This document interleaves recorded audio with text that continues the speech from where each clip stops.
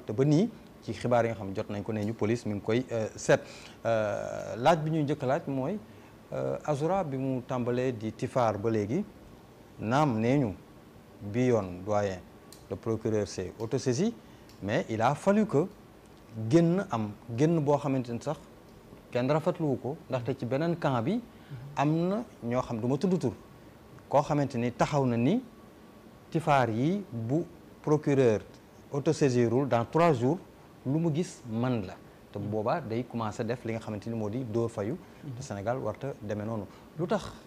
saa su ne doyen bu dee Azoura la parce que bi mooy 2e fois il faut que nit ñi wax pour procureur autosaisir. Bon, je ne peux pas dire que même li nit ñi wax moo tax mu autosaisir.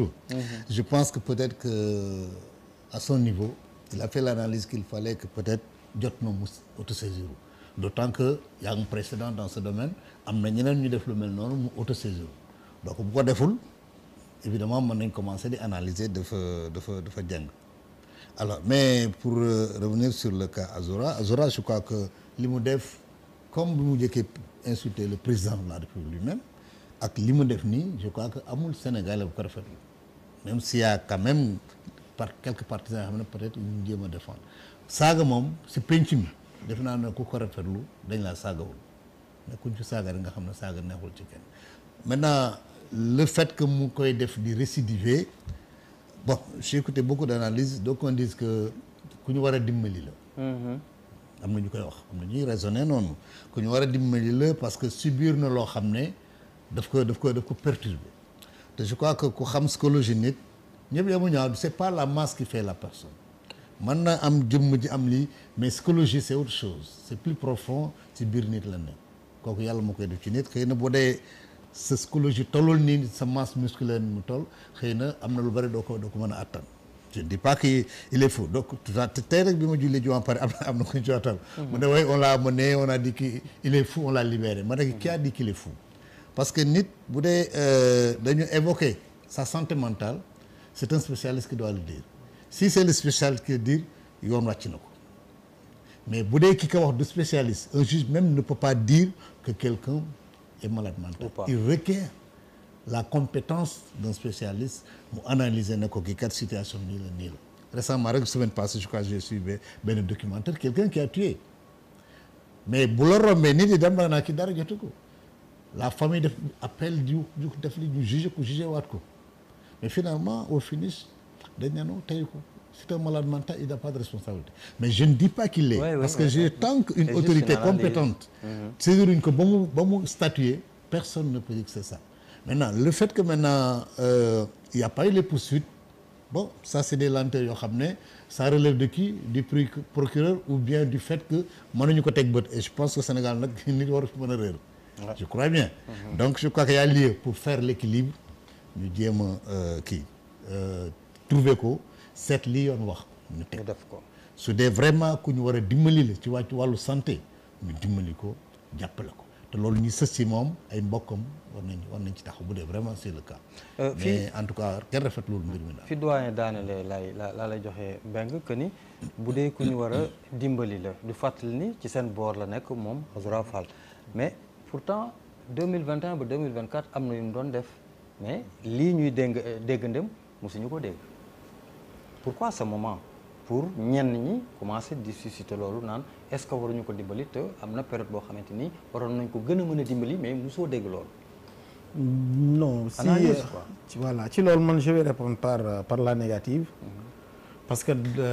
surtout après bi mu génnee la période douloureuse là bi ñu ko incarcéré woon juste après rek. il y a eu certaines réactions de sa part ñi ñu doon wax ne il est temps que socialement ñu essayer ko aider. voilà par amoon na voilà amoon na voilà exactement amoon na. ok en fait di déplorer ces propos si c'est avéré mais donc on dit que la vidéo remonte depuis 8 mois derrière quoi ci ginnaaw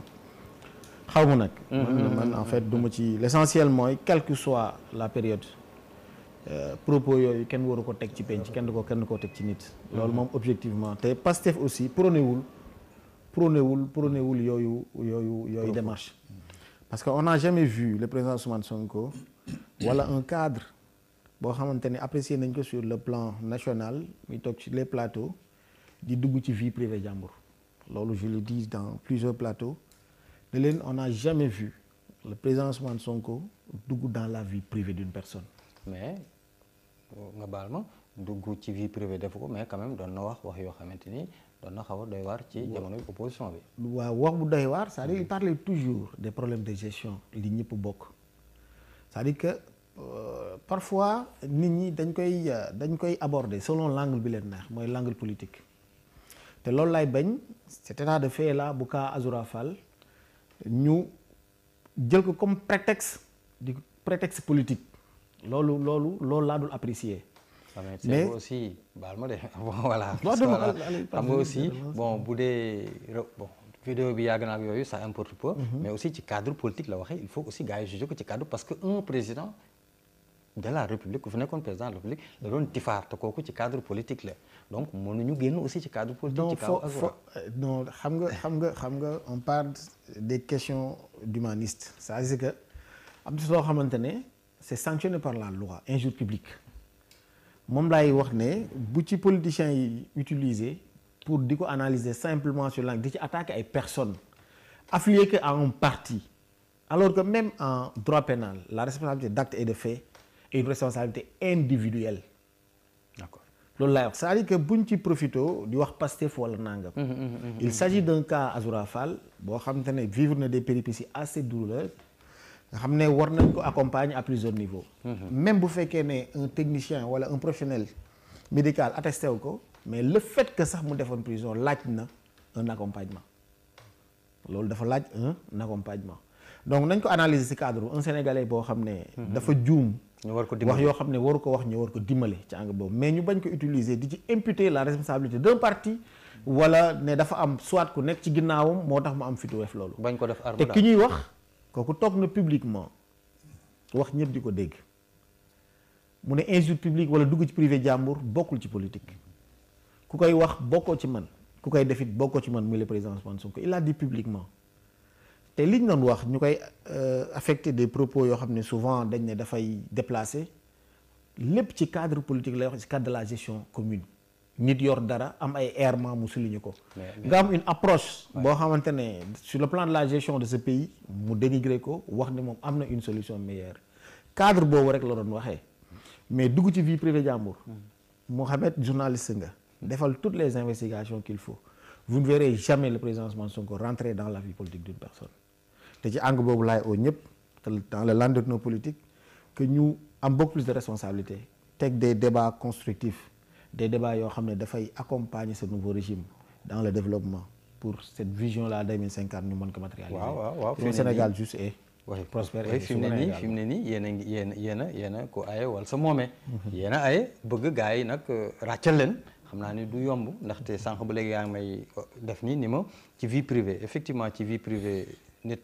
man dégguma ko mu wax ko mais am na xam nga dañ naan nettali xeex la donc ñi ñuy seetaan xam nañ ni am na ay kaddu yu mu doon wax yoo xamante ni du ay tifaar de mais ay kaddu yu doy waar yoo xamante ni doon na ko xam nga dama koy bañ wax mais dinaa ko wax par exemple bi mu waxee ni on doit fusiller ñii wala dañu ko war a def comme Samuel xam nga bëgguma di indiwaat yi nga xamante ni dafa jàlloon parce que yu mu waxoon la créé wu ma ko. gis nga Ahmed. Ouais. Un mot n'a de sens que dans son contexte. gis nga fusiller. gis nga yaa ma gën a dégg toi peut-être wala doyen. doyen kay moo ñu gën a xam nañ lan mooy métaphore xam nañ lan mooy mise en relief et ainsi de suite c'est-à-dire gis nga nit ñi mooy li mu la wax c'est-à-dire que le Sénégal dafa am tendance. di apprécier. effacé déjà ñu ngi wax naan xam nga di ko yóbbu ci cadre yoo xamante ne foofu laay waxee quoi. c'est-à-dire que nit da ngay njort dafay rafet. même nit soo analyser ne peut-être cadre bi wax yow mën nga ko analyser autrement mais nga rafetal ko. à un moment donné c'est pas la personne qui a parlé mais ki déglu moom moo ñaaw njort. ok Assane def nañ un tour de table ci kaw Azoura wax ni procureur même bu dee autosaisir na doyen wax na ko dafa def liggéeyam mais ñu gis ni quand même yéex na et puis de deux bu njëkk bi gis nañ ni deful woon dara peut-être boobu sax nit ñi am na nuñ ko jàngatee mais bii yi ci génn dafa bari problème santé boobu ñu wax mental bi ñu jégal ma génn na ci te kii monsieur Mbengue firndeel na ko ni effectivement am na ay jamono loolu da ko xawoon dal sa gis-gis sa lecture par rapport ak le cas Azoura ak procureur bi nga xamante ni il s'est autosaisi mais quand même yéex na ko def. bon li ñu war a njëkk a ñaawlu pour man mooy le fait que ku mel ni Azoura ñu koy gis ci wetu premier ministre walla président de la république loolu dañ ko war a njëkk a ñaawlu parce que xam nga dafa am leen li nga xamante ne. moom bokk ci parti bi la bokk di. non bokk ci Abdoulaye Wade da doon wax ne mën nga gañe ak ay nit mais am na ñoo xamante ne même boo ànd ak ñoom gañe doo ànd ak ñoom gouverner te dañu gis ne le gars dafa am problème mu mën naa ko tuddee éducation parce que xam nga lu tax ma ne problème mu éducation mënoo nekk un sénégalais nga am nga fekk baax ci réew mi nga nangu nekk tey jii ci sa parti nit ki nga xamante ne saa yi bu waxee rek ñëpp dar seen gémmiñ pour man au-delà du fait que mu bokk Pastef walla ñuy kii c'est-à-dire problème mu éducation la d'abord parce que saaga moom bon suñu culture moo ko nanguwul donc beneen bi ci des man je dis que ne aussi tamit loolu c'est un peu du Pastef lu tax ma ne c'est un peu du Pastef. le Pastefien là non c'est un peu du Pastef mën naa étayer samay propos ci mu leer ñiy seetaan wala ñuy déglu comprendre lu tax ma ne c'est un peu du Pastef gars yi bi ñuy doog a ñëw am na ko fi saaga woon magistrat yi xaw ma ndax yéen a ngi koy fàttali ba ci benn rencontre politique bu premier ministre doon def grand théâtre mu ne ministre de la justice moo ko woo ne ko cas bu kii la mu ne ko defal sa liggéey. ñun ñëpp gis nañ ne après yoon teg na ko loxo mais après la ca war a topp. loo insinué foofu que ni premier ministre dañ ko woo mu ne ko loo insinué foofu. non dama bëgg a wax ne. nit def na fi lu mel noonu. ñu woo ko ne téye nañ ko. ok mandat dépôt sax amul dañ ko téye quelques jours ñu génn ñu ne waa ji jéggalu na magistrat yi baal nañ ko. maanaam foofu xaaruñu c'était du tic au tac. non foofu dama la bëgg a wax ne rigueur bi ci waroon am. traitement bi ñu ci waroon def defuñu ko ci. d'accord. est-ce que yaa ngi comprendre traitement bi ñu ci waroon def. ñoom déjà defuñu ko ci. donc ñu gisaat ku ci mel ni Azoura même bu fekkee vidéo bi dafa yàgg je l'ai dit tantôt gars yooyu waruñu sax di wax c'est-à-dire bu ñu bokkee ci parti politique waruñu leen may sax fu ñuy waxee. ba tey jii nii bon saa yi bu ñu waxee gars yi dar seen game maintenant man li may kii moom loolu c'est son problème wala seen parti ñoom la quoi man awma ci problème. mais li may xaar mooy que ne citoyens yëpp dañu war a yem devant la loi mooy que ne tey gis nañ fi un gars bu nga xamante ne mi ngi tudd Abdou Nguer politiqueul chroniqueur la mu tenir fi yenn propos gars yi jël ko denc ko def ko instruction yóbbu ko instruction. et pour ce cas là. man jàpp naa ne pour wane ne justice dafa tëddee njaaxaanaay non waruñu woon sax di yàggal cas Azoura ak nu mu mënti demee heure bii waroon na ko fekk gars yi téye ko di xool d'abord nan la ñuy def pour atte ko. d'accord voilà donc man je dis que ne bu fekkee dañu bëgg beneen Sénégal parce que ñun ak ñoom ñoo nekkoon ci opposition bi doon oote ñun ñëpp rupture que ne justice bi gars yi dañ ci teg loxo donc jàpp naa ne tey ñoom bu ñu bëggee won Sénégalais yi que ne justice libre na cas yi nii bu amee dañ ko war a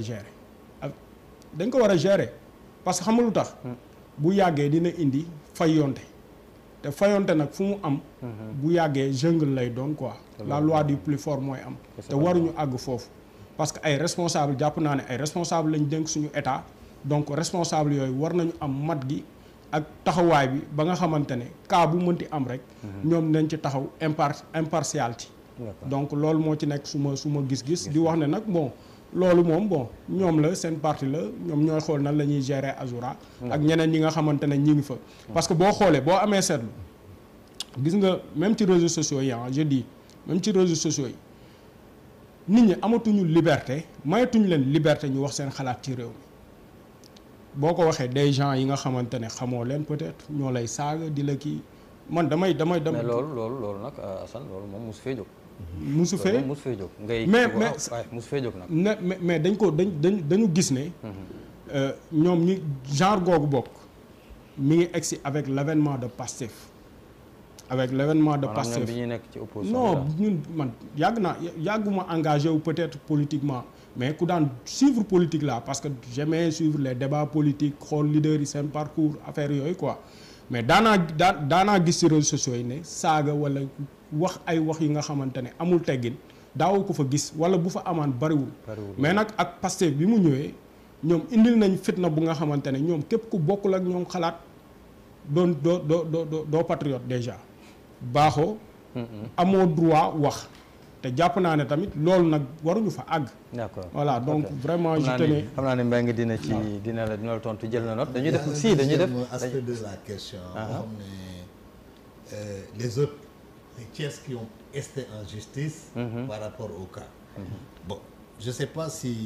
ñoom ñëpp ils sont fondés à le faire.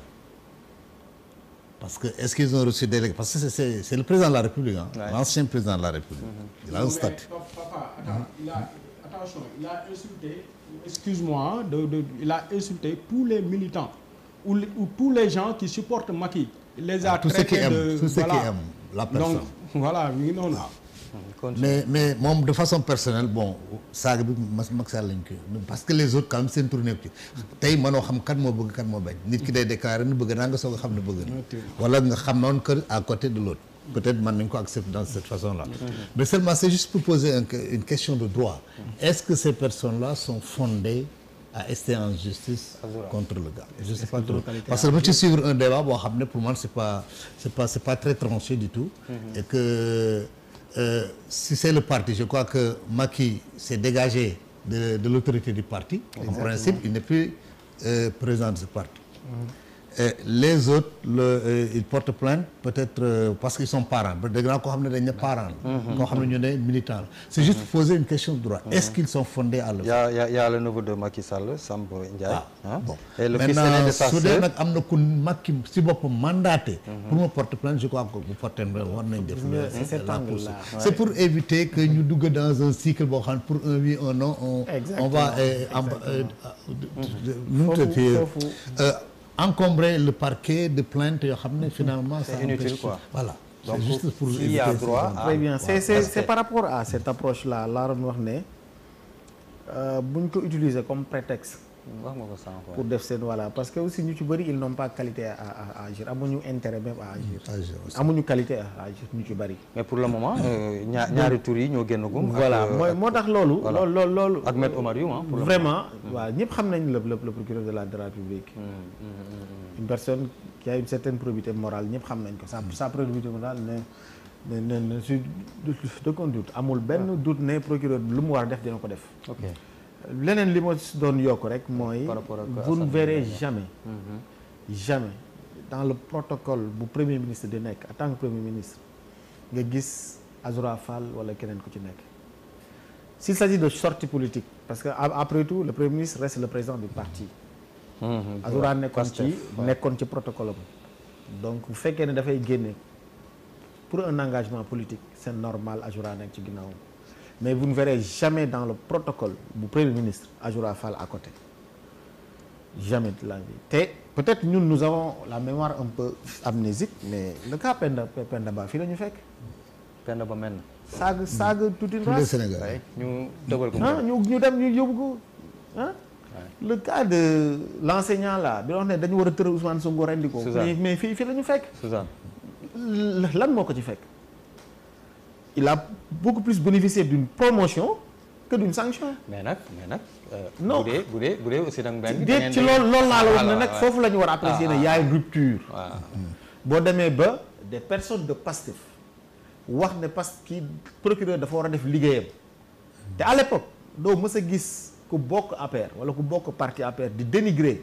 li errement yooyu ñu doon def ba pare mu am sanction gisul leen ci 12 ans yi benn membre APR. fut-il un ministre wala ku mu mënti doon mu am benn sanction bu dal ci kaw musul am mais à Pastef Azoura Fall les gens de manière très objective dañ ne procureur su waree def liggéeyam na ko def te ñu mooy li ma la wax en matière pénale la responsabilité d'acte et de fait est individuelle on ne peut pas l'attribuer à un parti parce que tey lu keneen ku dëgg Thiès bokk République des valeurs def mu nekk errement du mu ne Assane noonu la mel parce que xam naa ko donc du ñu ñëw amasser ko surtout au niveau des réseaux sociaux on peut coller profil bu la neex waxal nit lu la neex bind ci Pastef laa bokk est-ce que c'est ça c'est pour autant ñu nga ne pas mënuñu vérifier la véracité ni kii c'est un militant de Pastef wala il faut qu'on fasse très attention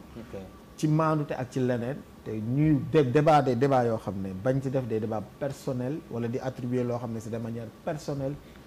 loolu dafay bu continuer dafay yàq waaw moi loolu laay invité à tout un chacun bon li ma ciy yokk rek mooy le cas Azoura c'est-à-dire boo gisee ma ne warul jege sax le PM mais il a précisé que ni non mais Azoura dañ koy wone primature ci bureau premier ministre Ousmane Sonko télé laay waxee moi j'ai vu des vidéos yi nga xamante ne moom moo fa nekk xam nga di pas avec le PM quand même voilà non avec le PM bien sûr di def ay snap waaw mais loolu non mais c'est-à-dire xam nga tey mën nañu ne cas bu isolé la mën nañ leen ko nangul mais man dama ne li may ñaaw mooy que ne man bu fekkoon tey jii ni président Thierno Alassane Sall moo nekk place Ousmane Sonko nit ku mel noonu di ko fréquenter man dinaa ko woo ma ne ko président da nga war a jël say responsabilités parce que lii du lu rafet parce que lu rafetul mënuñu wax ba mu rafet te Azoura lii mu def man je dis que ne waruñu woon xaar sax ay plainte di ñëw procureur moo waroon autosaisir def liggéeyam comme il l'a fait ci kaawu Abdou Nguer voilà que je ne voulais pas processer mooy bon yaa ko tudd sànq il fallait que mu tudd ko donc je pense que ni mën nañ jàll ci beneen ponk que ni liñ ci mën a jàpp nag doyen mooy que ni effectivement côté xel boobu nag il faut aussi comme ni nga wax ñu gën a pousser affaire bi xool ndax aussi dañ ko war a mën a waaw dañ ko war a jàppale parce que Mbengue wax na fii am na yu mu fi nettali voilà yoo xamante ni waaw peut-être lu nit ñi bàyyiwul woon xel la tey fësal na ko